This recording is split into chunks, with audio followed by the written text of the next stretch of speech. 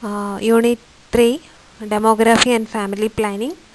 So, ഇതിനകത്ത് നമുക്ക് പഠിക്കേണ്ട 10 topics ഞാനിവിടെ ഇട്ടിട്ടുണ്ട്. Demography cycle, about fertility, family planning, contraceptive methods, and what are the different types of contraceptive methods. അതാണ് താഴെ കൊടുത്തേക്കുന്ന എല്ലാം. Behavioral methods, natural family planning methods, physical methods, chemical methods, mechanical methods, hormonal contraceptives, പിന്നെ population problems of India.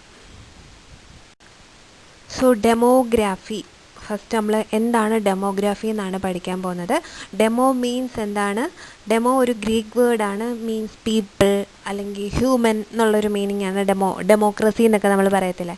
So demography is A scientific study of human population. It focus is attention on 3 readily observable human phenomena. ഈ നമുക്ക് demography അല്ലെങ്കിൽ human പോപ്പുലേഷനെ കുറിച്ച് പഠിക്കണമെങ്കിൽ നമ്മൾ 3 കാര്യങ്ങൾ നന്നായിട്ട് അറിഞ്ഞിരിക്കണം. ഫോക്കസ് ചെയ്താൽ മാത്രമേ നമുക്ക് പോപ്പുലേഷനെ കുറിച്ച് അറിയാൻ പറ്റുള്ളൂ. ഫസ്റ്റ് എന്ന് പറയുന്നത് ചേഞ്ച് ഇൻ പോപ്പുലേഷൻ സൈസ്. എന്താണ് ചേഞ്ച് ഇൻ പോപ്പുലേഷൻ സൈസ് എന്ന് പറയുന്നത്? അതായത് പോപ്പുലേഷൻ ഇൻക്രീസ് ചെയ്യുന്നു, പോപ്പുലേഷൻ ഡിക്രീസ് ചെയ്യുന്നു. അതപ്പോൾ നമുക്ക് എങ്ങനെ മനസ്സിലാക്കാൻ പറ്റും? പോപ്പുലേഷൻ ഇൻക്രീസ് ചെയ്യുന്നു അല്ലെങ്കിൽ പോപ്പുലേഷൻ ഡിക്രീസ് ചെയ്യുന്നു എന്ന് എങ്ങനെ മനസ്സിലാക്കാൻ പറ്റും?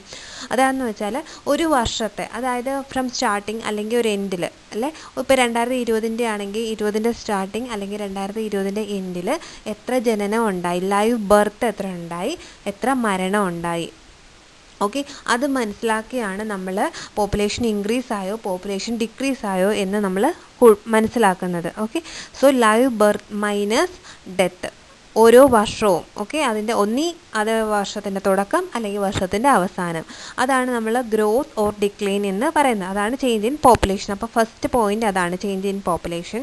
സെക്കൻഡ് എന്ന് പറയുന്നത് കോമ്പോസിഷൻ ഓഫ് ദ പോപ്പുലേഷൻ. എന്താണ് കോമ്പോസിഷൻ എന്ന് പറയുന്നത്? കോമ്പോസിഷൻ എന്ന് പറയുന്നത് പോപ്പുലേഷനിൽ എങ്ങനെയൊക്കെയുള്ള ആൾക്കാരുണ്ട്, അതായത് സെക്സ്, ബേസ്ഡ് ഓൺ സെക്സ്, മെയിലാണോ ഫീമെയിലാണോ, ട്രാൻസ്ജെൻഡേഴ്സ് ആണോ, അതുപോലെ തന്നെ ഇൻഫൻസ് ആണോ, ചിൽഡ്രൻ ആണോ, ജെറിയാട്രിക് അതായത് പ്രായമായവരാണോ, അങ്ങനെയുള്ള എങ്ങനെയൊക്കെയുള്ള ആൾക്കാരുണ്ട്. സോ അതാണ് കോമ്പോസിഷൻ എന്ന് പറയുന്നത്. അടുത്ത distribution of the population in the space. അതായത് ഓരോ സ്പേസ് മീൻസ് 2D സ്പേസ് ആണ്. അന്ന് ഉദ്ദേശിക്കുന്നതെന്ന് വെച്ചാൽ ഓരോ രാജ്യത്തും എത്ര പേരുണ്ട് എന്നുള്ളത്. അതായത് ഇന്ത്യയിൽ എത്രയാണ് പോപ്പുലേഷൻ, US എത്രയാണ് പോപ്പുലേഷൻ, അങ്ങനെ നമ്മൾ ഡിസ്ട്രിബ്യൂഷൻ ഓഫ് പോപ്പുലേഷൻ. അപ്പോൾ ഇത്രയും കാര്യങ്ങളാണ് നമുക്ക് ഒരു പോപ്പുലേഷൻ അല്ലെങ്കിൽ ഡെമോഗ്രഫി പഠിക്കുമ്പോൾ അറിഞ്ഞിരിക്കേണ്ട 3 കാര്യങ്ങൾ. ഇതാണ്: ഒന്ന് ചേഞ്ച്, ഒന്ന് കോമ്പോസിഷൻ ആൻഡ് ഡിസ്ട്രിബ്യൂഷൻ. ചേഞ്ച് എന്ന് പറയുന്നത് പോപ്പുലേഷൻ ഇൻക്രീസ് ആയോ ഡിക്രീസ് ആയോ. രണ്ടാമത്തത് കോമ്പോസിഷൻ, അതായത് മെയിൽ, സെക്സ്, മാരീഡ് ആണോ അൺമാരീഡ് ആണോ, അങ്ങനെയൊക്കെയുള്ള കാര്യങ്ങളാണ് കോമ്പോസിഷൻ എന്ന് പറയുന്നത്. ഡിസ്ട്രിബ്യൂഷൻ എന്ന് പറയുന്നത് ആൾക്കാർ ഇന്ന സ്പേസിൽ, അതായത് ഇന്ന ഡിസ്ട്രിക്റ്റിൽ എത്ര പേരുണ്ട്, ഇന്ന രാജ്യത്ത് ഇത്ര പേരുണ്ട് എന്നുള്ളത് distribution. So it deals with 5 demographic process. എന്താണ് ഡെമോഗ്രാഫിക് പ്രോസസ്സ് എന്ന് പറയുന്നത്? അപ്പോൾ ഈ 3 കാര്യങ്ങളും എന്തിനെ ഡീൽ ചെയ്തു? ഡെമോഗ്രാഫിക് പ്രോസസ്സിനെ ഡീൽ ചെയ്യുന്നു. അപ്പോൾ ഡെമോഗ്രാഫിക് പ്രോസസ്സ് എന്ന് പറയുന്നത് ഫെർട്ടിലിറ്റി എന്ന് പറയുന്നത് ഒരു ചൈൽഡിന് ബർത്ത് നൽകാൻ കഴിവുള്ളതിനെയാണ് ഫെർട്ടിലിറ്റി എന്ന് പറയുന്നത്. Okay, so fertility, mortality means മരണ നിരക്ക് എന്നൊക്കെ നമ്മളൊന്ന് പറഞ്ഞില്ലായിരുന്നോ? So mortality, then marriage, migration എന്ന് വെച്ചാൽ ഒരു സ്ഥലത്തു നിന്ന് മറ്റൊരു സ്ഥലത്തേക്ക്, അതായത് ഒരു സ്ഥലത്തു നിന്ന് ഒരു രാജ്യത്തു നിന്നോ ഒരു സംസ്ഥാനത്തു നിന്നോ ഒരു സ്ഥലത്ത് നിന്ന് മറ്റൊരു സ്ഥലത്തോട്ട് മൂവ് ചെയ്യുന്നതിനാണ് മൈഗ്രേഷൻ എന്ന് പറഞ്ഞാൽ. And social mobility. അപ്പോൾ ഈ 5 കാര്യങ്ങളും കൂടെ ചേർന്നാണ് നമ്മൾ ഡെമോഗ്രാഫിക് പ്രോസസ്സ് നോക്കുന്നത്. So these 5 process are continuously at work within a population determining size, composition and distribution. അപ്പോൾ നമ്മൾ ഒരു പോപ്പുലേഷൻ, ഇന്ത്യയിൽ എത്ര പോപ്പുലേഷൻ ഉണ്ട് എന്ന് മനസ്സിലാക്കാനായിട്ട് നമ്മൾ ഇത്രയും കാര്യങ്ങൾ കണക്കാക്കിയാലേ വരും. മെയിനായിട്ട് 3 കാര്യങ്ങൾ ആദ്യമേ നമ്മൾ പറഞ്ഞ change in size, composition and distribution. പിന്നെ നമുക്കറിയേണ്ട കാര്യങ്ങൾ fertility, mortality, marriage, migration and social mobility. ഇത്രയും കാര്യങ്ങളും കൂടെ മനസ്സിലാക്കിയാൽ മാത്രമേ നമുക്ക് എന്ത് മനസ്സിലാക്കാൻ പറ്റൂ? ഡെമോഗ്രാഫി നമുക്ക് സ്റ്റഡി ചെയ്യാൻ പറ്റുള്ളൂ. ഓക്കെ,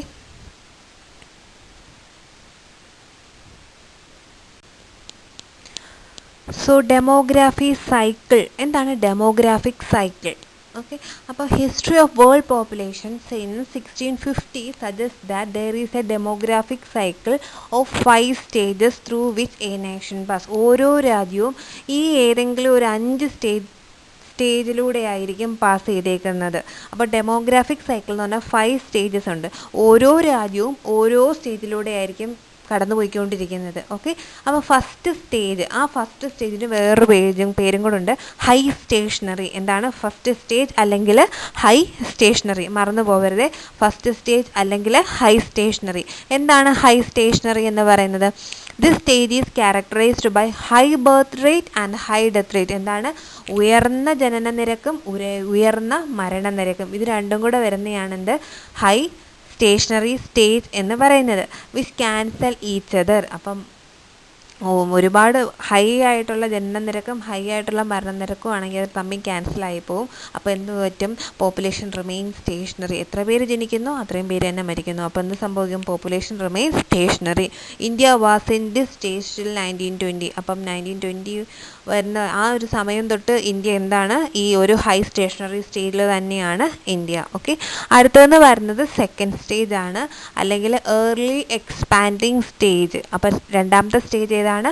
ഏർലി എക്സ്പാൻഡിങ് സ്റ്റേജ് ആണ്. സോ ദിസ് സ്റ്റേജിൽ എന്താണെന്ന് നോക്കിക്കേ, the death rate begins to decline. അതായത് മരണനിരക്ക് കുറയുകയാണ്. While the birth rate remains unchanged. ജനന നിരക്ക് മാറാതെ, കൂടുകയോ കുറയുകയോ ചെയ്യാതെ അതേപോലെ നിൽക്കുകയും ചെയ്യുന്നു.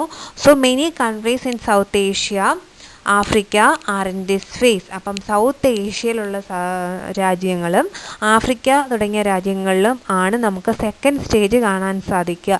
Birth rates have high increased in some of these countries, possibly as a result of improved health condition and shortening periods of breastfeeding. അപ്പം ചില രാജ്യങ്ങളിൽ ബർത്ത് റേറ്റ് ഇൻക്രീസ് ചെയ്യും, ഡെത്ത് റേറ്റ് ഡിക്ലൈൻ ചെയ്യുകയും ചെയ്യുന്നുണ്ട്, അതേസമയം ബർത്ത് റേറ്റ് ഇൻക്രീസ് ചെയ്യുകയും ചെയ്യാറും ഉണ്ട്.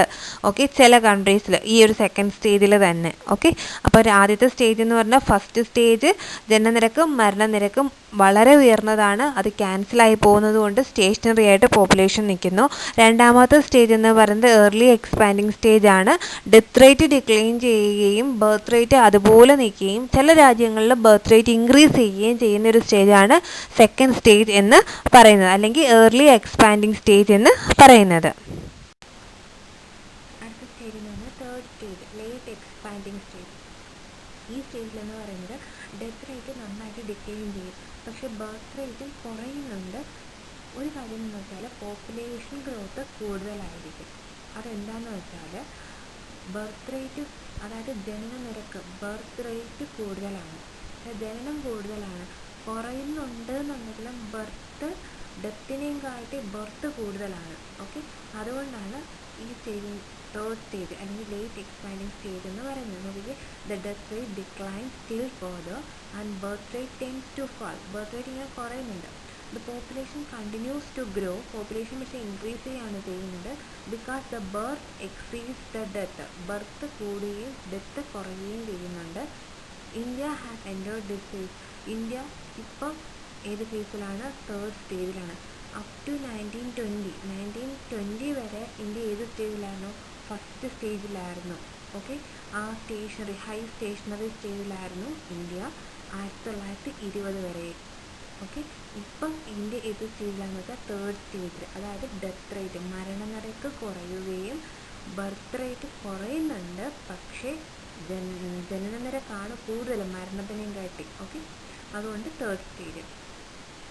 In a number of developing countries like China, Singapore, birth rate have declined rapidly. അടുത്ത സ്റ്റേജ് എന്ന് പറഞ്ഞാൽ ഫോർത്ത് സ്റ്റേജ് അല്ലെങ്കിൽ low stationary stage. This stage is characterised by low birth and low death rate. അപ്പോൾ ഈ stage fourth stage എന്ന് വെച്ചാൽ കുറഞ്ഞ ജനന നിരക്കും കുറഞ്ഞ മരണനിരക്കും. ഓക്കെ, സോ ഈ ഒരു സ്റ്റേജിന് സീറോ പോപ്പുലേഷൻ ഗ്രോത്ത് ആണ് പറയുന്നത്. ഈ ഒരു ഫോർത്ത് സ്റ്റേജിന് എന്തെന്നാണ് പറയുന്നത്? Zero population growth. അപ്പോൾ ഈ ഒരു ഗ്രോത്ത് ആൾറെഡി ഓസ്ട്രേലിയയിൽ കാണിക്കുന്നത്. പിന്നെ മോസ്റ്റ്ലി എല്ലാ ഡെവലപ്ഡ് കൺട്രീസും, UK, സ്വീഡൻ, ബെൽജിയം, അങ്ങനെയുള്ള എല്ലാ ഡെവലപ്ഡ് കൺട്രീസിലും നമുക്ക് കാണാൻ പറ്റുന്നത് എന്താണ്? ഈ ലോ ഡെത്ത് റേറ്റും ലോ ബർത്ത് റേറ്റും സീറോ പോപ്പുലേഷൻ ഗ്രോത്തുമാണ് കാണാൻ സാധിക്കുക. ഓക്കെ, ഫോർത്ത് സ്റ്റേജ് അല്ലെങ്കിൽ ലോ സ്റ്റേഷനറി. അടുത്തതെന്ന് പറയുന്നത് ഫിഫ്ത്ത് സ്റ്റേജ്. അതായത് ഡിക്ലൈനിങ് സ്റ്റേജ് ആണ്. The population begins to decline because the birth rate is lower than the death rate. അതായത് പോപ്പുലേഷൻ ഗ്രോത്ത് കുറയുകയാണ് ചെയ്യുന്നത്. അതെന്തുകൊണ്ടാണ്? Decline because the birth rate is lower than death rate. Birth rate കുറവും death rate കൂടുതലുമാണ് മിക്കവാറും കൺട്രീസിൽ. അതായത് some east European countries, notably Germany, Hungary are experiencing this stage four fifth stage, declining stage. അപ്പം നമുക്ക് മൊത്തം 5 സ്റ്റേജാണുള്ളത്. First stage, second stage, third stage, fourth stage and fifth stage. Okay, ആദ്യത്തെ സ്റ്റേഷനറി, പിന്നെ ലേറ്റ്, ഇപ്പോൾ നമ്മൾ തേർഡ് സ്റ്റേജ് വന്ന് late expanding, fourth stage എന്ന് പറയുന്നത് ലോ സ്റ്റേഷനറി ആൻഡ് ഫിഫ്ത്ത് എന്ന് പറയുന്നത് declining stage. So fertility. By fertility is meant by actual bearing of children. അതെന്ന് വെച്ചാൽ കുട്ടികളെ പ്രൊഡ്യൂസ് ചെയ്യാനുള്ള കപ്പാസിറ്റി. ഓക്കെ, അങ്ങനെയുള്ളവരെയാണ് ഫെർട്ടിലിറ്റി എന്ന് പറയുന്നത്. അപ്പം fertility is meant by actual bearing. Bearing means producing, അല്ലെങ്കിൽ ജനറേറ്റ് ചെയ്യാൻ, കുട്ടികളെ പ്രൊഡ്യൂസ് ചെയ്യാൻ, അല്ലെങ്കിൽ കുട്ടികളെ ക്രിയേറ്റ് ചെയ്യാൻ പറ്റുന്ന ആൾക്കാരെയാണ് ഫെർട്ടിലിറ്റി, അതിനെയാണ് ഫെർട്ടിലിറ്റി എന്ന് പറയുന്നത്. So a woman's reproductive period is roughly from 15 to 45 years, a period of 30 years. അപ്പോൾ വുമൻ്റെ റീപ്രൊഡക്റ്റീവ് പീരീഡ് എന്ന് പറയുന്നത് 30 years ആണ്, from 15 to 45 years. Fertility depends upon several factors. അപ്പം ഇന്ത്യയിലെ ഒരു കണക്കാണ് ഈ പറയുന്നത്. The higher fertility in India is attributed to universality of marriage, lower age marriage, ചെറിയ പ്രായത്തിൽ കല്യാണം കഴിക്കുക, low level of literacy, poor level of bleeding, limited use of contraceptives and traditional ways of life. അപ്പോൾ ഈ റീസണൊക്കെ കൊണ്ടാണ് ഇന്ത്യയിൽ high fertility rate ഉണ്ടെന്ന് പറയുന്നത്. ഓക്കെ,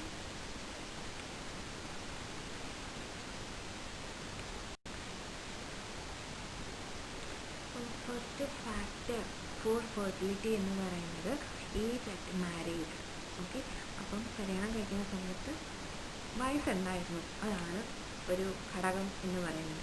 അപ്പം ഇതിനകത്ത് എന്താ പറയുന്നതെന്ന് വെച്ചാൽ the age at which female marries and enters the reproductive period of life has a great impact on her fertility. അപ്പം കല്യാണം കഴിക്കുന്ന വയസ്സ് ഒരു ഇമ്പോർട്ടൻറ്റ് ഘടകമാണ് ഫെർട്ടിലിറ്റിക്ക്. അപ്പം അവരുടെ ഒരു രജിസ്റ്റർ ജനറലിൻ്റെ പഠനത്തിൻ്റെ റിപ്പോർട്ട് അനുസരിച്ച് 18 വയസ്സിന്, എന്നുവെച്ചാൽ ഒരു പെൺകുട്ടി 18 വയസ്സിന് മുമ്പ് കല്യാണം കഴിക്കുകയാണെങ്കിൽ ആ കുട്ടി ബർത്ത് കൊടുക്കാൻ, ഒരുപാട് കുട്ടികൾക്ക് ജന്മം നൽകാൻ സാധ്യത കൂടുതലും.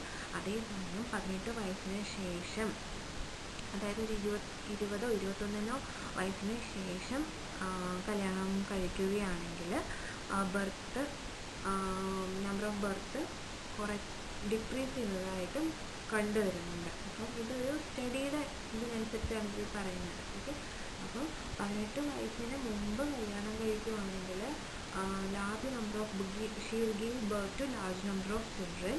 ഇപ്പം 18 വയസ്സിന് ശേഷം, അതായത് 20-21 വയസ്സിന് ശേഷമാണ് കല്യാണം കഴിക്കുന്നതെങ്കിൽ number of birth would decrease by 20 to 30% എന്നാണ് സ്റ്റഡി പറയുന്നത്. So the national average for effective marriage is 21 years. അപ്പം നമ്മളുടെ ഒരു നാഷണൽ ആവറേജ് വെച്ച് നമ്മളുടെ ഒരു കല്യാണ പ്രായം എന്ന് പറയുന്നത് എത്രയാണ്? 21 വയസ്സാണ്. ഫെർട്ടിലിറ്റിയെ അഫക്റ്റ് ചെയ്യുന്ന രണ്ടാമത്തെ ഫാക്ടർ, ആദ്യത്തെ നമ്മൾ പറഞ്ഞു ഏജ്, രണ്ടാമത്തേന്ന് പറഞ്ഞാൽ ഡ്യൂറേഷൻ ഓഫ് മാരേജ് ലൈഫ്. ആ ഒരു സ്റ്റഡീസിൻ്റെ ബേസിസിലാണ് ഇതും പറയുന്നത്. Studies indicate that 10 to 25% of all birth occur within 1 to 5 years of marriage life. കല്യാണം കഴിഞ്ഞ് ആദ്യത്തെ 1 വർഷം 5 വർഷത്തിനും ഇടയ്ക്കായിരിക്കും ആദ്യത്തെ കുട്ടികളുണ്ടാകുന്നത്. പിന്നെ മോസ്റ്റ്ലി ഒരു 10 to 25% ഉള്ള ആൾക്കാർക്കെല്ലാം 50 to 55% of all birth within 5 to 15 years of marriage life. അപ്പം ബാക്കി ഒരു 50-55% ആൾക്കാർക്ക് 5 പിന്നെ ഒരു 15 വർഷം ആ ഒരിടയ്ക്കായിരിക്കും കുട്ടികളുണ്ടാവുക. Okay, then birth after 25 years of married life are very few. അപ്പം കല്യാണം കഴിഞ്ഞ് 25 വർഷത്തിന് ശേഷം കുട്ടികളൊക്കെ ഉണ്ടാകുന്നത് വളരെ കുറഞ്ഞ കേസുകളിൽ മാത്രമേ ഉണ്ടാവുകയുള്ളൂ. This suggests that the family planning effort should be concentrated in the first few years of married life in order to achieve evident results. അപ്പം നമ്മൾ ഉദ്ദേശിക്കുന്ന രീതിയിൽ പോപ്പുലേഷനൊക്കെ കൺട്രോൾ ചെയ്യണം എന്നുണ്ടെങ്കിൽ ആദ്യത്തെ 1 to 5 ഇയേഴ്സിൽ കറക്റ്റായിട്ടുള്ള ഫാമിലി പ്ലാനിങ് എഫേർട്സ് എടുത്താൽ മാത്രമേ നമുക്ക് എവിഡൻ്റ് ആയിട്ടുള്ളൊരു റിസൾട്ട് കിട്ടത്തുള്ളൂ. മൂന്നാമത്തേത് പറഞ്ഞത് സ്പേസിങ് ഓഫ് ചിൽഡ്രൻ ആണ്. അതായത് സ്പേസിങ് ഓഫ് ചിൽഡ്രൻ എന്ന് വെച്ചാൽ ഒരു കുട്ടി ജനിച്ചതിന് ശേഷം കുറച്ച് ഒരു 1 ഇയർ 2 ഇയർ ഗ്യാപ്പിന് ശേഷം അടുത്ത കുട്ടി. അപ്പോൾ ആ ഒരു ഗ്യാപ്പിനെയാണ് പറയുന്നത് സ്പേസിങ് ഓഫ് ചിൽഡ്രൻ. അപ്പോൾ studies have shown that when all birth are postponed by 1 year in each age group there was a decline in total fertility. അതായത് ഒരു കുട്ടി ഉണ്ടായി ഒരു 1-2 വർഷം നമ്മളൊരു ഗ്യാപ്പ് ഒരു സ്പേസ് കൊടുക്കുകയാണെങ്കിൽ there was a decline in total fertility. അതായത് ഈ കുട്ടികളുടെ ആ ഒരു ബർത്ത് കുറയാറുണ്ട്, ഫെർട്ടിലിറ്റി കുറയുന്നുണ്ട്. It follows that spacing of children may have a significant impact on the general reduction in fertility rate. അപ്പോൾ ഈ ഒരു സ്പേസിങ് കാരണം തന്നെ ഫെർട്ടിലിറ്റി റേറ്റ് നന്നായിട്ട് ഡിക്രീസ് ചെയ്യാൻ നമുക്ക് കഴിയുന്നുണ്ട്. സോ ഇതാണ് സ്പേസിങ് ഓഫ് ചിൽഡ്രൻ്റെ കാര്യത്തിൽ പറയുന്നത്. ഓക്കെ, അപ്പോൾ ആദ്യം എന്ന് പറയുന്നത് നമുക്ക് ഏജ് ആണ് പറയുന്നത്. അപ്പം ഒരു 21 വയസ്സിന് ശേഷം കല്യാണം കഴിക്കുകയാണെങ്കിൽ കുട്ടികളുടെ എണ്ണം നമുക്ക് കുറയ്ക്കാൻ കഴിയും. രണ്ടാമത്തേന്ന് പറയുന്നത് ഡ്യൂറേഷൻ, ആ മാരീഡ് ലൈഫിൻ്റെ ആ ഒരു ഡ്യൂറേഷനിൽ ആദ്യത്തെ കല്യാണം കഴിഞ്ഞ് ഫസ്റ്റ് 1 വർഷം തൊട്ട് 5 വർഷം ആ ഒരു സമയത്ത് തന്നെ കറക്റ്റായിട്ടുള്ള പ്രിവെൻറ്റീവ് മെഷേഴ്സ് എടുത്താലും നമുക്ക് ഫെർട്ടിലിറ്റി റേറ്റ് കുറയ്ക്കാൻ കഴിയും. അതുപോലെ തന്നെ സ്പേസിങ് ഓഫ് ചിൽഡ്രൻ, കുട്ടികൾ ഒരു കുട്ടിയോ ജനിച്ചതിന് ശേഷം ഒരു സ്പേസിങ് എടുക്കുകയാണെങ്കിൽ നമുക്ക് ഫെർട്ടിലിറ്റി റേറ്റ് നന്നായിട്ട് കുറയ്ക്കാൻ കഴിയും. അടുത്തതെന്ന് പറഞ്ഞാൽ എഡ്യൂക്കേഷനാണ്. എഡ്യൂക്കേഷൻ ഓഫ് കോഴ്സ് ആണെങ്കിൽ തീർച്ചയായിട്ടും ഫെർട്ടിലിറ്റി റേറ്റിലൊരു ഘടകമാണ്. ഫെർട്ടിലിറ്റി റേറ്റ് എഡ്യൂക്കേഷനുള്ള വുമണിനാണെങ്കിൽ ഫെർട്ടിലിറ്റി റേറ്റ് കുറവും, അതേസമയം ഇല്ലിറ്ററേറ്റ് ആയിട്ടുള്ള ഒരു വുമണാണെങ്കിൽ ഫെർട്ടിലിറ്റി റേറ്റ് കൂടുതലും ആയിരിക്കും.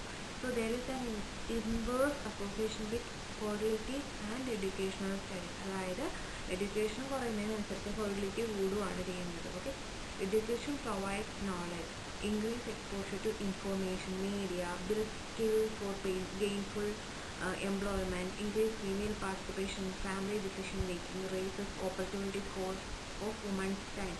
അപ്പോൾ എഡ്യൂക്കേഷൻ ഉണ്ടെങ്കിൽ തീർച്ചയായിട്ടും നോളജ് ഉണ്ട്, എന്താ നാട്ടിൽ നടക്കുന്നതെന്ന് അറിയാം, അവർക്ക് ജോലിയുണ്ട്, അപ്പം അവർക്ക് ഒരു ഡിസിഷൻ മേക്കിങ്ങിനൊക്കെ ഒരു കപ്പാസിറ്റി ഉണ്ട്. അപ്പോൾ അങ്ങനെയുള്ളവർക്കാണെങ്കിൽ ഭാവിയെക്കുറിച്ചും അല്ലെങ്കിൽ ഫാമിലി വെൽഫെയറിനെ കുറിച്ചൊക്കെ അവർക്ക് നന്നായിട്ടൊരു ബോധവും ഒരു ഇൻഫോർമേഷനും ഒക്കെ ഉണ്ടായതുകൊണ്ട് അവരുടെ ഫെർട്ടിലിറ്റി വരുന്നത് ഒരു കുട്ടി അല്ലെങ്കിൽ 2 കുട്ടിയിൽ അവർ നിർത്തും. അതേസമയം ഇല്ലിറ്ററേറ്റ് ആയിട്ടുള്ള ആൾക്കാരാണെങ്കിൽ എന്ത് സംഭവിക്കും, 3, 4, 5 ഒക്കെ അങ്ങനെ ആ ഒരു ഫെർട്ടിലിറ്റി റേറ്റ് കൂടിക്കൊണ്ട് 15 വരെയൊക്കെയാണ് പറയുന്നത്. നമ്മളുടെ സ്റ്റാറ്റസും കണക്കും അനുസരിച്ച് ഇല്ലിറ്ററേറ്റ് ആയിട്ടുള്ള വുമൺസ് ആണെങ്കിൽ ഒരു 15, 16 ഒക്കെ ഉണ്ടാവും കുട്ടികൾ എന്നുള്ള രീതിയിലാണ് പറയുന്നത്. So the total fertility rate is higher for illiterate women than for women with at least a high school education. അടുത്തതെന്ന് പറഞ്ഞാൽ എക്കണോമിക് സ്റ്റാറ്റസ് ആണ്. ഇവിടെ fertility is lower in population with higher economic status. നല്ല high ആയിട്ട് economic status ഉള്ള ആൾക്കാർക്ക് fertility കുറവായിരിക്കും. അതായത് അവരുടെ ഭയങ്കര റിച്ച് ആയിട്ടുള്ള ആൾക്കാരുടെ വീട്ടിൽ 1-2 കുട്ടികളെ ഉണ്ടാവുള്ളൂ എന്നാണ് കണക്കുകൾ പറയുന്നത്. സ്റ്റാറ്റിക് സ്റ്റഡീസിലാണ് ഇങ്ങനെയൊക്കെ ഉള്ളത് കേട്ടോ. The total number of children born declines with an increase in per capita expenditure of the household. അതായത് കുട്ടികളുടെ എണ്ണത്തിൻ്റെ അളവ് കുറവായിരിക്കും with an increase in per capita expenditure of the household. ഹൗസ്ഹോൾഡിൻ്റെ എക്സ്പെൻഡിച്ചർ കൂടുന്നതിനനുസരിച്ച് കുട്ടികളുടെ എണ്ണം കുറവാകാനാണ് കണക്കിൽ പറയുന്നത്. So economic development is a best contraceptive. എക്കണോമിക്കായിട്ട് ഡെവലപ്പ് ചെയ്യുക എന്നുള്ളതാണ് ബെസ്റ്റ് ആയിട്ടുള്ള കോൺട്രാസെപ്റ്റീവ് എന്ന് പറയുന്നത്. It will take care of population growth and bring about reduction in fertility. അപ്പം നല്ല എക്കണോമിക് സ്റ്റാറ്റസ്, നല്ല ആൾക്കാരുടെ കയ്യിലൊക്കെ നല്ല പൈസയും കാര്യങ്ങളും ഒക്കെ ഉണ്ടെങ്കിൽ ഫെർട്ടിലിറ്റി റേറ്റ് കുറയും എന്നാണ് പറയുന്നത്. അടുത്തെന്ന് പറഞ്ഞാൽ കാസ്റ്റ് റിലീജിയനാണ്. സോ ഇതിൻ്റെ ബേസിസിലും ഫെർട്ടിലിറ്റി റേറ്റ് ഇൻക്രീസ് ചെയ്യുകയും ഡിക്രീസ് ചെയ്യുകയും കാണാറുണ്ട്. സോ ഇവിടെ നമുക്ക് കാണാം, അപ്പോൾ ഒരു നാഷണൽ ഫാമിലി ഹെൽത്ത് സർവേയുടെ അടിസ്ഥാനത്തിൽ Muslims having high fertility rate, ഹിന്ദുസിന് കുറച്ചും കൂടെ കുറവാണ്, അതിലും കുറവാണ് ക്രിസ്ത്യൻസിൻ്റെ ഫെർട്ടിലിറ്റി റേറ്റ് എന്ന് പറയുന്നത്. അടുത്ത ഫാക്ടർ ന്യൂട്രീഷനാണ്. അപ്പം എല്ലാം കൂടിയാണ് ഫെർട്ടിലിറ്റി കുറയുന്നതാണ് കണക്കുകൾ പറയുന്നത്. അതായത് നല്ല ഭക്ഷണം, നല്ല എക്കണോമി, നല്ല എഡ്യൂക്കേഷൻ, ഇത്രയൊക്കെ ഉണ്ടെങ്കിൽ ഫെർട്ടിലിറ്റി റേറ്റ് ഓട്ടോമാറ്റിക്കലി കുറയും എന്നാണ് പറയുന്നത്. Even nutrition also. There appears to be some relation between nutritional status and fertility level. Usually, all welfare society have low fertility. നന്നായിട്ട് ഫുഡ് കഴിക്കാനൊക്കെ നല്ല ന്യൂട്രീഷ്യസ് ഫുഡ് കിട്ടുന്ന സ്ഥലങ്ങളിലെല്ലാം we can see low fertility. And poorly fed societies have high fertility. Poorly fed ആണെങ്കിൽ high ഫെർട്ടിലിറ്റിയും കാണാറുണ്ട്. The effect of nutrition on fertility is largely indirect. Okay, അവസാനത്തെ 8-1 family planning is under important factor in fertility reduction. അപ്പോൾ fertility reduction ചെയ്യുന്നതൊരു മാർഗ്ഗമാണ് എന്ത് family planning എന്ന് പറയുന്നത്. അപ്പോൾ മോസ്റ്റ്ലി എല്ലാ ഡെവലപ്പിംഗ് കൺട്രീസിലും ഫാമിലി പ്ലാനിങ് ആണ് ചെയ്യാറുള്ളത് അല്ലേ. നമുക്കും നമ്മുടെ ഇന്ത്യയിലുണ്ട് നാം ഒന്ന് നമുക്ക് രണ്ട്, പിന്നെ നാം ഒന്ന് നമുക്ക് ഒന്നായി. ഓക്കെ, അപ്പോൾ അങ്ങനെ കുറേ സ്ലോഗൻസും അപ്പോൾ ഫാമിലി പ്ലാനിങ്ങിനെ കുറിച്ചുള്ള ഇനിഷ്യേറ്റീവ്സും പ്രോഗ്രാംസും ഒക്കെ ഉണ്ട്. അതുപോലെ തന്നെ these programs can be initiated rapidly. പെട്ടെന്ന് തന്നെ നമുക്കത് ഇനിഷ്യേറ്റ് ചെയ്യാൻ പറ്റും. അതുപോലെ തന്നെ ആൻഡ് റിക്വയർ ഉള്ള ലിമിറ്റഡ് റിസോഴ്സസ്. അപ്പോൾ ഇതിന് വേണ്ടിയിട്ട് നമുക്ക് ലിമിറ്റഡ് ആയിട്ടുള്ള റിസോഴ്സസും മതിയാവും. മറ്റേതിനൊക്കെ ഇത് ഇക്കണോമിയൊക്കെ കൊടുക്കണമെന്ന് വെച്ചാൽ ഇത്തിരി ബുദ്ധിമുട്ടുള്ള കാര്യം. ന്യൂട്രീഷൻ ഫുഡും അത്രയും ഒക്കെ സൗകര്യം ഒരു ഡെവലപ്പിംഗ് കൺട്രീസിൽ കൊടുക്കാമെന്ന് വെച്ചാൽ ബുദ്ധിമുട്ടാണ്. അപ്പം അങ്ങനെ ഒരു കൺട്രിയിൽ ഫാമിലി പ്ലാനിങ് കൊടുക്കാൻ മാത്രമേ നമുക്ക് പറ്റുള്ളൂ അല്ലേ. സോ ഫാമിലി പ്ലാനിങ് റിസോഴ്സസ് നമുക്ക് കൊടുക്കാൻ പറ്റും as compared to other factors.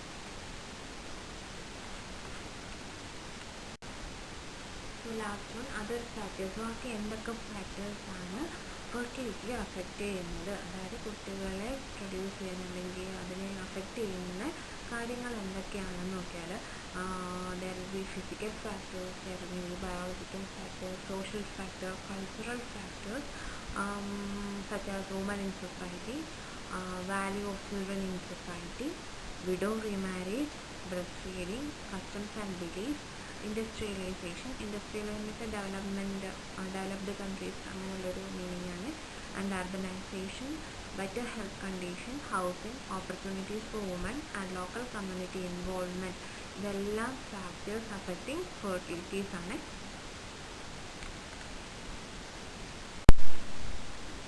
Family planning next topic. അപ്പം എന്താണ് ഫാമിലി പ്ലാനിങ്?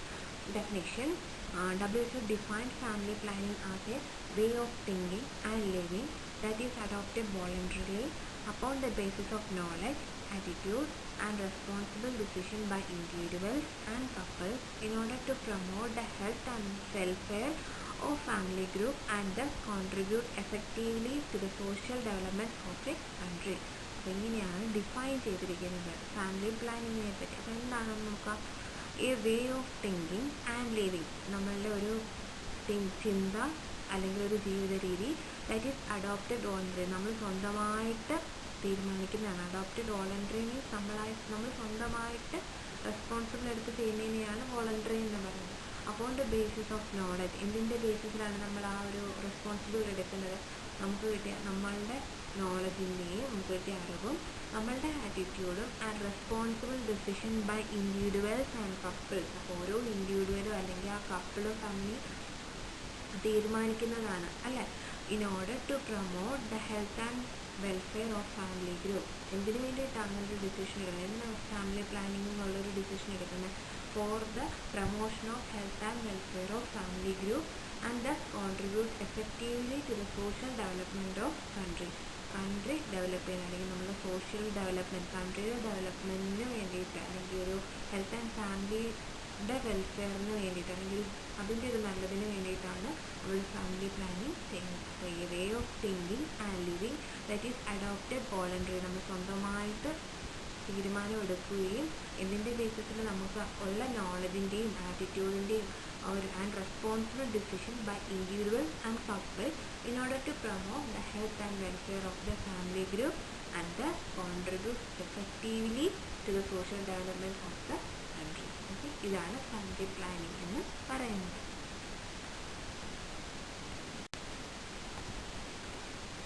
ഇപ്പോൾ അടുത്തൊരു ഡെഫിനേഷനാണ്. ഒബ്ജക്റ്റീവായിട്ട് വേണമെങ്കിൽ നമുക്ക് പറയാം. ആദ്യത്തെ ഒരു ഡെഫിനേഷൻ പഠിച്ചു, എന്താണ് ഫാമിലി പ്ലാനിങ്ങിൻ്റെ ഒരു ഡെഫിനേഷൻ. അത് കപ്പിൾ സ്വന്തമായിട്ട് വോളണ്ടറിയായിട്ട് റെസ്പോൺസിബിൾ എടുക്കുന്നതാണ് എന്ത് ഫാമിലി പ്ലാനിങ് എന്ന് പറയുന്നത്. നമ്മുടെ ഫാമിലി ആൻഡ് വെൽഫെയറിൻ്റെയും രാജ്യത്തിൻ്റെ പുരോഗതിക്കും വേണ്ടിയിട്ട് എടുക്കുന്നൊരു ഡിസിഷനാണ് ഫാമിലി പ്ലാനിങ്ങിന്. ആദ്യത്തെ ഒരു WHOയുടെ ഡെഫിനേഷൻ പഠിച്ചു. ഇതെന്ന് പറയുന്നത് വേറൊരു എക്സ്പേർട്ട് കമ്മിറ്റി അവരൊരു ഡെഫിനേഷൻ പറയുകയാണ്. ഒബ്ജക്റ്റീവ് ഓഫ് സർട്ടൻ ഒബ്ജക്റ്റീവ്സ് ആണ്. അപ്പം ശ്രദ്ധിക്കുക എന്തൊക്കെയാണ് objective. To avoid unwanted birth, unwanted ആയിട്ടുള്ള ബർത്ത് അവോയ്ഡ് ചെയ്യുക. To bring about wanted birth, bring ചെയ്യാനായിട്ട് about wanted birth. To regulate intervals between pregnancies, പ്രഗ്നൻസീസിനിടയിൽ ആ ഷോർട്ടൊരു ബ്രേക്ക് പോലെ കുറച്ച് 2-3 വർഷം ബ്രേക്ക് വരാൻ വേണ്ടിയിട്ട്. To control the time at which birth occur in relation to the ages of the parent. To determine the number of children in the family, ഫാമിലിയിൽ എത്ര കുട്ടികൾ വേണമെന്ന് ഡിറ്റർമൈൻ ചെയ്യാനും ഒക്കെ ആയിട്ടാണ് ഫാമിലി പ്ലാനിങ് ചെയ്യുന്നത്.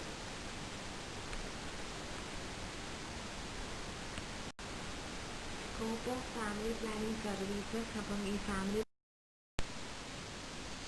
കോൺട്രാസെപ്റ്റീവ് മെത്തേഡ്സ് ആണ് നെക്സ്റ്റ് ടോപ്പിക്, അല്ലെങ്കിൽ ഫെർട്ടിലിറ്റി റെഗുലേറ്റിംഗ് മെത്തേഡ്സ്. അപ്പോൾ എങ്ങനെയൊക്കെയാണ് നമുക്ക് ഫെർട്ടിലിറ്റി റെഗുലേറ്റ് ചെയ്യാൻ പറ്റുന്നത്, എങ്ങനെയൊക്കെയാണ് നമ്മൾ എങ്ങനെയൊക്കെ നമുക്കൊന്ന് എന്തൊക്കെയാണ് ഫാക്ടേഴ്സ് നമ്മൾ പറഞ്ഞു ഫെർട്ടിലിറ്റി റെഗുലേറ്റ് ചെയ്യാൻ. ആദ്യത്തെ നമ്മൾ കുറച്ചൊക്കെ ഫാക്ടേഴ്സ് പറഞ്ഞു.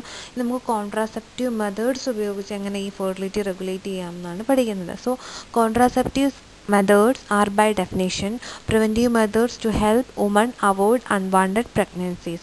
അപ്പോൾ വുമണിനെ അൺവാണ്ടഡ് പ്രഗ്നൻസിന്ന് അവോയ്ഡ് ചെയ്യാൻ ഹെൽപ്പ് ചെയ്യുന്നതാണ് ഇത് contraceptive methods. They include all temporary and permanent measures to prevent pregnancy resulting from coitus. അപ്പം ടെമ്പററി ഉണ്ട്, പെർമനൻറ്റ് മെഷേഴ്സും ഉണ്ട്. To prevent pregnancies resulting from coitus. Coitus എന്ന് വെച്ചാൽ സെക്ഷൽ ഇൻ്റർകോഴ്സിനെയാണ് കോയിറ്റസ് എന്ന് പറയുന്നത്. സോ നമുക്ക് ടെമ്പററി മെത്തേഡ്സും ഉണ്ട്, പെർമനൻ്റ് ആയിട്ടുള്ള മെത്തേഡ്സും ഉണ്ട് പ്രഗ്നൻസി പ്രിവെൻറ്റ് ചെയ്യാനായിട്ട്.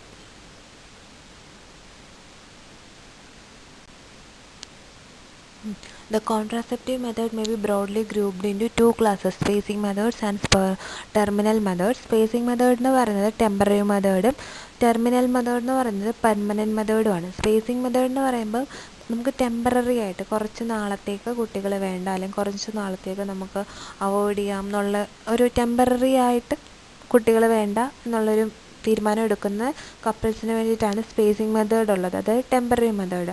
അപ്പോൾ ഫസ്റ്റ് വൺ അതിനകത്ത് വരുന്ന ബാരിയർ മെത്തേഡ്. ബാരിയർ മെത്തേഡിനകത്ത് 3 ടൈപ്പ് ഉണ്ട്. Physical method, chemical method, combined method. പിന്നുള്ളത് സ്പേസിങ് മെത്തേഡ്സിനകത്തുള്ളത് intrauterine devices, hormonal method, post conceptional methods, പിന്നെ മിസ്ലേനിയസ്. അപ്പോൾ ഇത്രയാണ് സ്പേസിങ് മെത്തേഡ്സിനകത്തുള്ളത്, അതായത് temporary methods. Terminal methods permanent ആയിട്ട് ഉള്ള ഇൻഫെർട്ടിലിറ്റിയാണ്, അത് സ്റ്റെറിലൈൽ ചെയ്യുകയാണ് ചെയ്യുന്നത്. അപ്പം ടെർമിനൽ മെത്തേഡ്സ് എന്ന് പറയുമ്പോൾ മെയിൽ സ്റ്റെറിലൈസേഷൻ, ഫീമെയിൽ സ്റ്റെറിലൈസേഷൻ, പ്രസവം നിർത്തുക എന്നൊക്കെ പറഞ്ഞ് കേട്ടിട്ടില്ല ഫീമെയിൽസിന്. So female sterilisation and male sterilisation, ഇതാണ് ടെർമിനൽ മെത്തേഡ്സ് എന്ന് പറയുന്നത്. അപ്പോൾ 2 മെത്തേഡാണ്, സ്പേസിങ് മെത്തേഡും terminal മെത്തേഡും.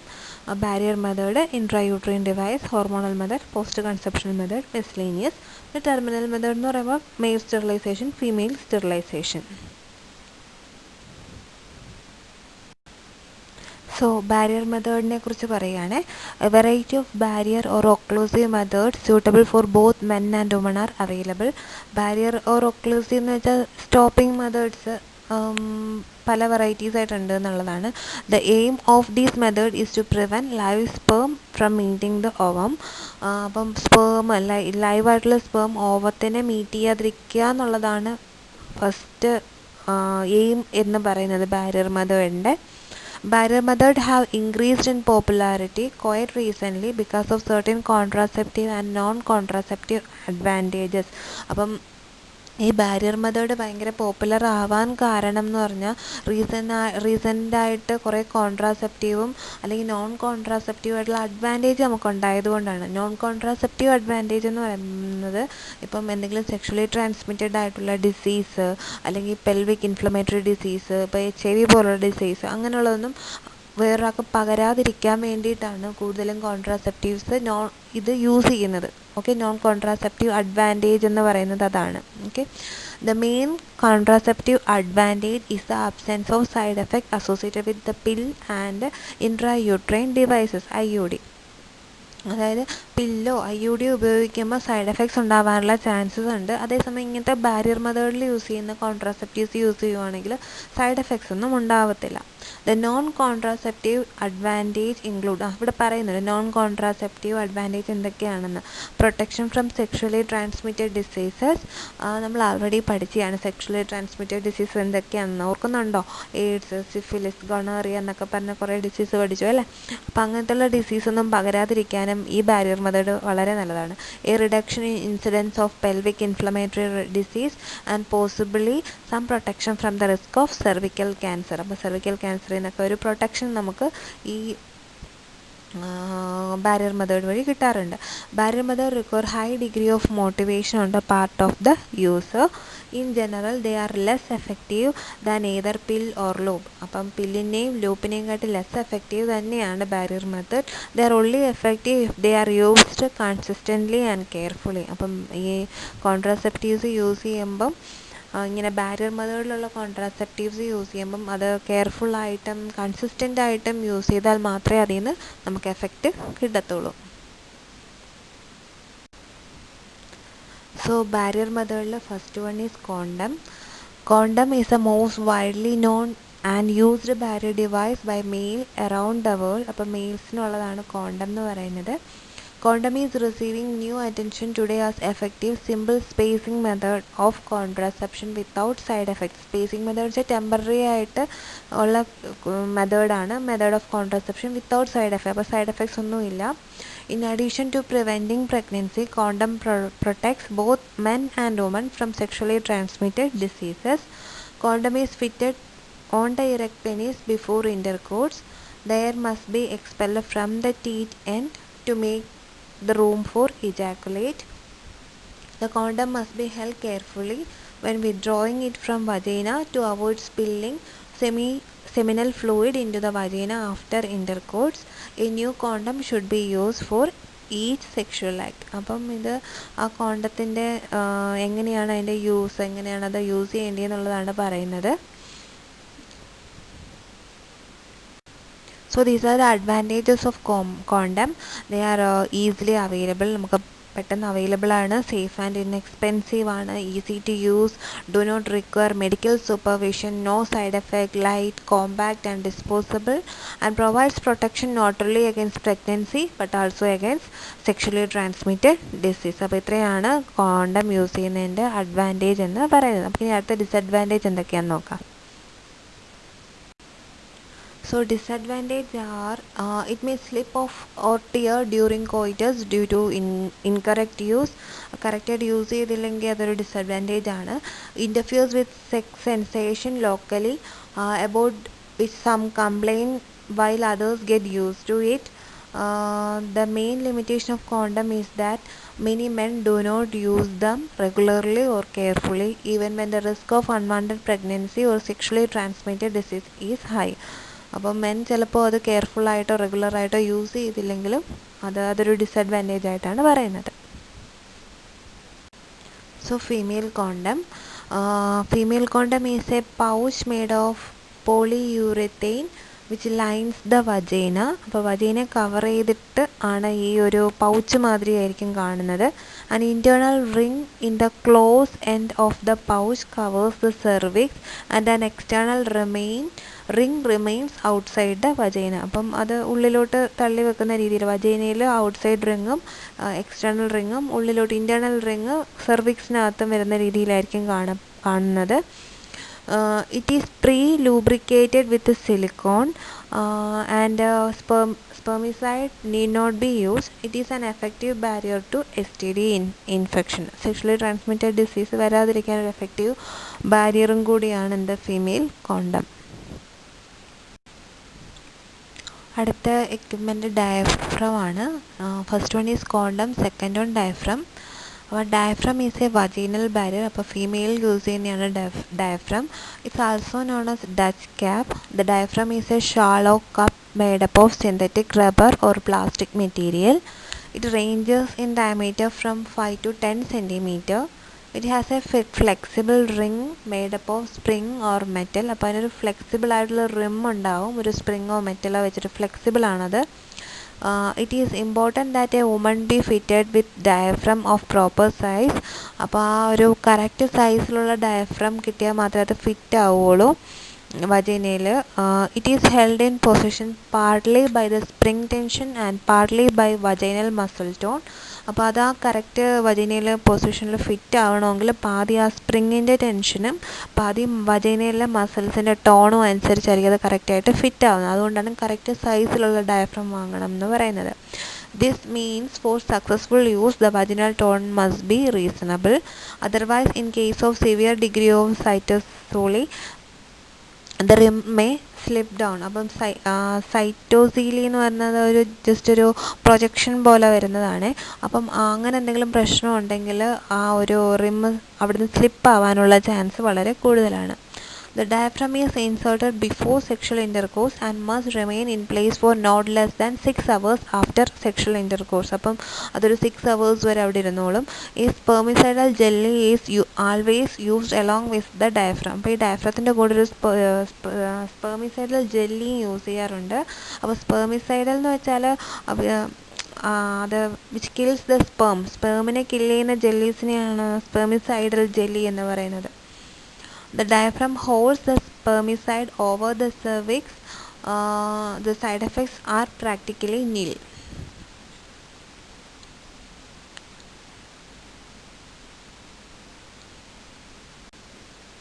So advantage and disadvantage of diaphragm ആണ് പറയുന്നത്. Primary advantage of the diaphragm is almost the total absence of risk and medical contraindication. അപ്പം ഇതിനെക്കുറിച്ച് സാധാരണ റിസ്ക്കോ അല്ലെങ്കിൽ കോൺട്രാഇൻഡിക്കേഷനോ ഒന്നും ഇല്ല. അതാണ് ഇതിൻ്റെ മെയിൻ അഡ്വാൻറ്റേജ്. ഡിസഡ്വാൻറ്റേജ് എന്ന് വെച്ചാൽ ഇത് ഫസ്റ്റ് എങ്ങനെ യൂസ് ചെയ്യണമെന്നൊരു ഫിസിഷ്യനോ അല്ലെങ്കിൽ ട്രെയിൻഡ് പേഴ്സണോ ഡെമോൺസ്ട്രേറ്റ് ചെയ്ത് കാണിച്ചാൽ മാത്രമേ ഇത് മനസ്സിലാവുള്ളൂ. So to ensure proper fit. അപ്പം അതൊരു ഡിസഡ്വാൻറ്റേജ് ആണ്. After delivery it can be used only after involution of the uterus. അപ്പം ഡെലിവറി കഴിഞ്ഞതിന് ശേഷവും യൂട്രസ് ചുരുങ്ങിയാൽ മാത്രമേ ഇത് കംപ്ലീറ്റ് ആയിട്ട് ഇത് യൂസ് ചെയ്യാൻ കഴിയത്തുള്ളൂ. അതുപോലെ തന്നെ practice at insertion privacy for this to be carried out and facilities for washing storing of the diaphragm precludes is use in most Indian families particularly in the rural areas. അപ്പോൾ ഇതിൻ്റെ ഒരു ഇൻസേർഷനും അല്ലെങ്കിൽ ഇത് wash ചെയ്തും clean ചെയ്തും ഒക്കെ സൂക്ഷിക്കാനൊക്കെ പ്രത്യേകിച്ച് ഒരു ഇന്ത്യൻ ഫാമിലിയിൽ ഇത് ഭയങ്കര ബുദ്ധിമുട്ടുള്ള കാര്യമാണ്. Therefore the extent of is use have never been great. അപ്പം ഇതിൻ്റെ ഒരു യൂസ് എന്ന് പറഞ്ഞാൽ വലിയ ഗ്രേറ്റ് ഒന്നും അല്ല, ഇതങ്ങനെ യൂസ് ചെയ്യാറുമില്ല. അപ്പം ഫിസിക്കൽ മെത്തേഡിലെ ലാസ്റ്റ് വൺ വജൈനൽ സ്പോഞ്ച് ആണ്. Another barrier device employed for 100 of years in the sponge soaked in vinegar or olive oil, but it is only recently on has been commercially marketed in USA under the trade name today for the sole purpose of preventing conception. It is a small polyurethane foam sponge measuring 5 cm into 2.5 cm, saturated with spermicide nonoxynol 9. The sponge is far less effective than diaphragm, but it is better than nothing. അപ്പോൾ vaginal sponge അധികം use ചെയ്യത്തില്ല. പ്രത്യേകിച്ച് ഇന്ത്യയിലൊന്നും ഇത് vaginal sponge available അല്ല. It's only in US. അപ്പം ഇത് ഒരു ബാരിയർ മെത്തേഡായിട്ട് ലെസ് എഫക്റ്റീവാണ്, ഡയഫ്രത്തിനെക്കാട്ടി ലെസ് എഫക്റ്റീവാണ് sponge, vaginal sponge, but it is better than nothing. Okay, അപ്പോൾ ഇത്രയാണ് ഫിസിക്കൽ മെത്തേഡ്സ്.